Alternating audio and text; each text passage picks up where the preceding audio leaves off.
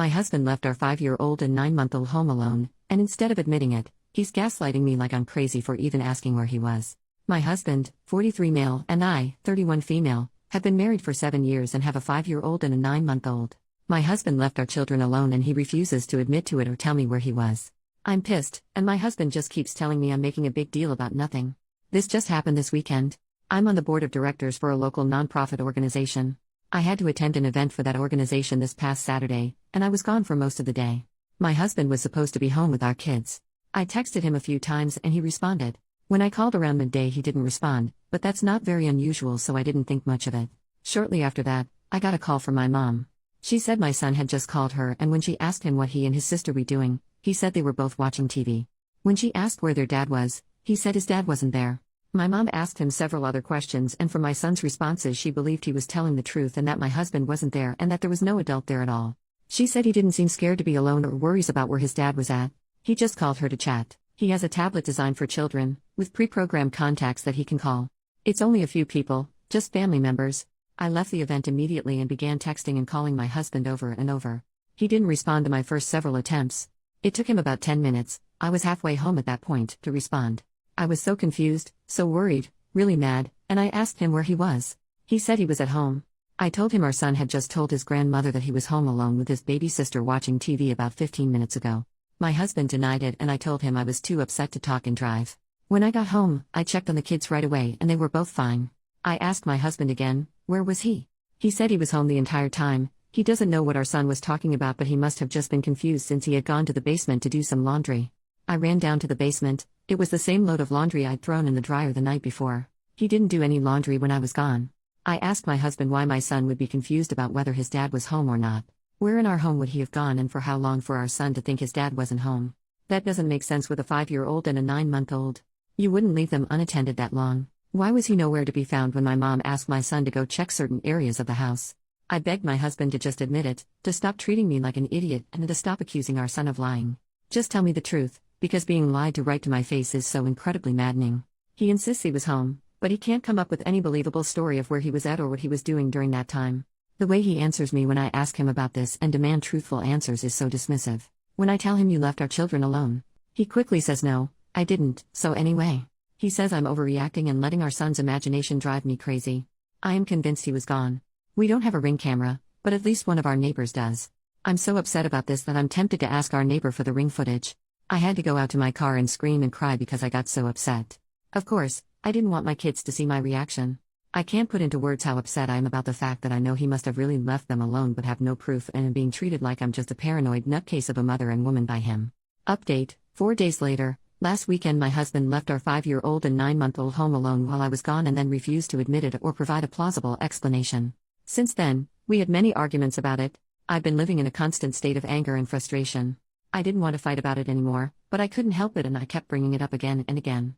I couldn't lay low and pretend to get over it while I waited for him to do it again and catch him in whatever was going on. I also knew that demanding he tell me the truth wasn't going to get me anywhere. Since he'd been refusing to talk and deflecting for days, all it was doing was making me mad and feel like I was about to have a brain aneurysm. I told him to hand me his phone so I could check his location at the time. He refused. He said he wouldn't do it and that it was a violation of his privacy, he won't be treated that way and refuses to give in to my delusions. You think I enjoy being in a situation where I have to beg my husband to show me his phone so I can see where he was at? I hate it. I don't want to live that way. I told him it's simple, if he was really at home the entire time, just prove it. Why wouldn't he want to clear this whole thing up? I got so mad that he wouldn't turn over his phone that I told him I was going to the neighbors to get their doorbell footage. At first he was like fine, go do it. He didn't think I actually would. He knows I don't like to air drama to others so he probably figured I'd just swallow all of this crap he's been giving me. Luckily, I was totally being driven by anger at this point, so nothing was going to stop me from going to the neighbors. When I actually started to go out the door he tried to stop me and followed me out the door. I felt pure anger rushing through my veins, nothing else. The neighbor, who I've probably said less than 10 words to in the entire time we've lived here, told me he'd send me the footage. I went home, told my husband that the neighbor didn't have the footage from that day anymore, and told him I just needed to go to the store and cool off. So I put the kids in the car and went and parked somewhere while I waited for the neighbor to send me the footage. I have the neighbor's number now too, and he told me if I need any more footage he will be happy to give it to me. The video shows a blue car that I don't recognize show up and park in our driveway. A blonde woman gets out of the car and goes towards my house. She walks on the outside of our garage toward the gate leading to our backyard. The gate is too far back and out of the way to be seen on the doorbell footage. She in her car was there for 23 minutes. Imagine that. The car leaves right around the time that my husband called me to say he was home and had been home the entire time, as I was rushing home in a panic and calling him over and over. One of two possibilities as to where they went. She either came in through the side door of the house, which does provide direct access to the basement, or, and what I think is more likely, is that they were in the backmost area of our yard, which is a gated pool area. Immediately behind our house is a grass lawn, then you step down a few steps and we have a patio, and then there is a fully gated area where the pool is. It's not like you think of when you picture a gated pool. It's a full, 6 feet wood fence all the way around, plus even taller landscaping for added privacy. You can't see into the area at all unless you're inside. I think it's more likely that they were back there because my son said his dad's keys were gone and we keep that gate locked with a key. The pool is closed for winter, but there is one small building back there, sort of like a shed we converted into a changing area, and there is a covered patio with furniture. I'm convinced that's where they were. So technically he was home, but in an area totally removed from the house and where he couldn't see or hear the kids if something happened. I asked him how he could explain this. What were they doing? I obviously don't need him to tell me what they were doing, but for some reason I still had hoped that he'd finally be honest. He wasn't. He showed no remorse. He was just like, yeah, she was here, but I obviously never left. Who is she? How long has this been going on?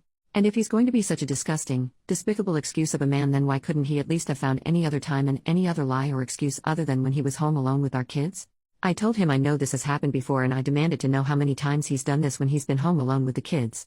He swears this is the only time, but he still doesn't have the balls to confess to what they were doing. I don't believe him that this was the only time, FYI. I still have so many questions and I still feel like my heart is beating 200 times a minute. My blood pressure is through the roof. I've cried a lot, sobbed, begged for somebody to help me, yelled, screamed, ordered a bunch of books about divorce and custody. And you know what? The next day after our multiple explosive fights, him putting his hands on me, and me seeing the evidence, he acted like everything was totally normal and like none of that stuff ever happened.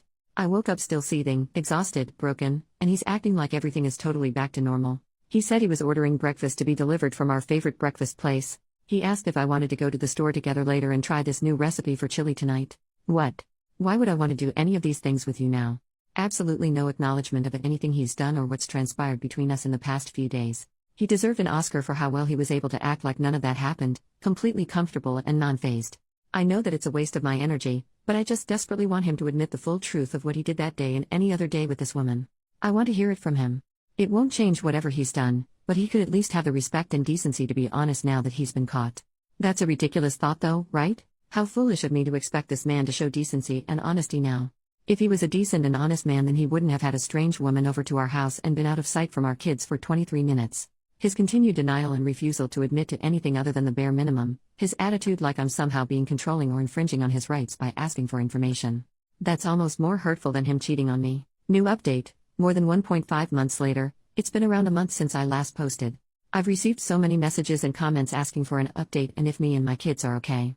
I'm sorry for not responding. I'm sort of scared to post this because I don't think people will agree with my decision. Initially, I really wanted to be able to share an update saying I had filed for divorce. When I saw that footage of a strange woman sneaking into our backyard, and even more so when he refused to give me any info or admit to anything, even going as far to say he'd never give me the satisfaction of admitting to anything, I was 100% for divorce. I immediately started to research and make a plan. I wasn't in a position to divorce right away. I thought that it might be better to try to keep my head down, pretend like everything was okay, and quietly and secretly prepare everything.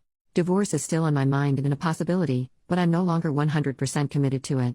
My husband and I are still together currently and living under the same roof. Although he held out on admitting to any wrongdoing, both with leaving our kids unattended in the house and about making love with another woman in the pool shed, he held out for a long time and we argued a lot. I kept telling myself it was pointless and I was only driving myself crazy. He wasn't going to suddenly be honest, and he admitted more than once that he wouldn't tell me the truth and felt no reason to tell me the truth. During that time, I also found him secretly going out to the garage to drink alcohol, which he'd deny. I drive myself crazy finding his stash of alcohol and other things out in the garage. He still denied it even though I was literally holding the evidence. Then, about 2 weeks ago, he admitted he had a problem, or multiple problems, and that what he did that day was wrong. He finally admitted to leaving the kids alone in the house. He admitted to making love with a woman in our pool shed. She's not a woman he's having an affair with, she's a street worker. She's transsexual. He said it in a way like I should have been relieved by all of this. The thing is, I knew he watched porn, never seemed to get in the way of our relationship or our lives. I even knew that he liked to watch trans porn. He was open about these things with me. But should I have suspected that this meant he was hiring trans street workers to have the real-life experience? Honestly, I'm really asking that. Was I naive to think he was seeking that out just because he liked to watch that type of porn? He didn't keep the porn a secret from me, and I honestly never thought he was going to seek it out in real life or cheat on me with a trans person. He also assured me that he now only regularly sees 2 trans women who are clean and safe and very professional. And when I asked him how much he pays these women for their services, yeah, they'd better be a lot of things for that price. I can't believe it. He also admitted to drinking too much and to drinking a lot before he engages with these women. At times he's taken drugs during these encounters too, but insists he doesn't have a problem, meaning addiction. I personally think he's addicted to alcohol and possibly other substances, but he binges them when I'm not around and manages to remain normal and sober when I'm around. He started drinking more heavily and regularly since that day, hence the hiding booze in the garage and chugging it when he thought I was in the shower. He says he's doing it because he's so stressed about me leaving him and because he knows he's a piece of crap for everything he's done to me and our kids. He's not allowed to be left alone with our kids anymore. He's also not allowed to make love with me for the foreseeable future. Neither are meant as punishment. These rules are in place to keep me and our kids safe, plus I have no emotional or physical desire to be intimate with him now. So, I don't know that our relationship will survive. He fears his job will be compromised if he seeks help for any of this. I'm at the point where it's like screw your job, we'll find some way to survive. This is way bigger than a job. He has stopped drinking, at least as far as I can tell.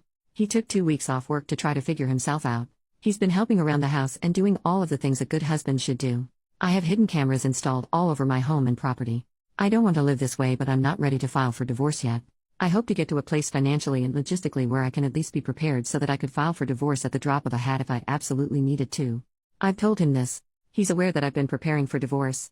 He did ask me about lovemaking today, how long it'd be before I'd finally be intimate with him again.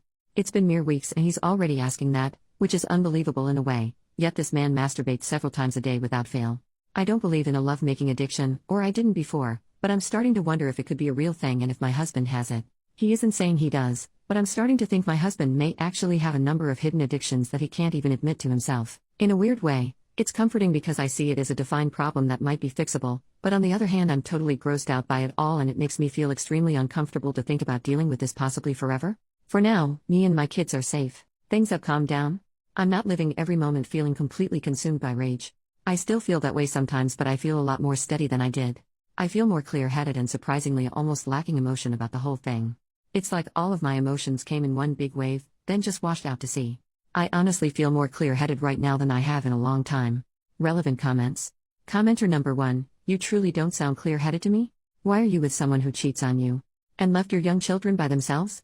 And has multiple serious addictions? He can't be trusted. He needs actual professional help, rehab or something. Do you have any family or friends you could possibly stay with? I'm super concerned for your children. OP, I don't know that he actually has any addictions, I've just to wonder if he does. Either way, I'm trying to convince him to seek some sort of professional help to deal with his issues. My kids are fine. They are never left alone with him. They're with me at all times, or if absolutely needed they're with friends or family. Commenter number 2, now only regularly sees. OP, so he's cheating on you and you're okay with it? Get yourself tested for STDs, separate your finances, and keep building up that plan to leave for the day you, hopefully, come to your senses and stop teaching your kids they don't need to be faithful in a relationship or that it's completely normal and acceptable to be cheated on and lied to. OP, the way I worded it makes it sound like it's ongoing presently right now. When he confessed this all to me a few weeks ago, he said he had only been seeing the same 2 workers that he knew and trusted. He had been with other ones before them, but decided it was safer to stick to his 2 favorites. That's even the word he used. His favorites. He looked at me with a straight face and said that. But he's not supposed to be doing anything with any workers anymore. Commenter number 3, how on earth are you safe if you're still living with him? Honey, I grew up with an alcoholic father. No way in hell is your husband going to stay sober. You and your kids aren't safe. OP, I don't know that he's an alcoholic. I mean, he's sober most of the time and drinking doesn't get in the way of his work or anything like that.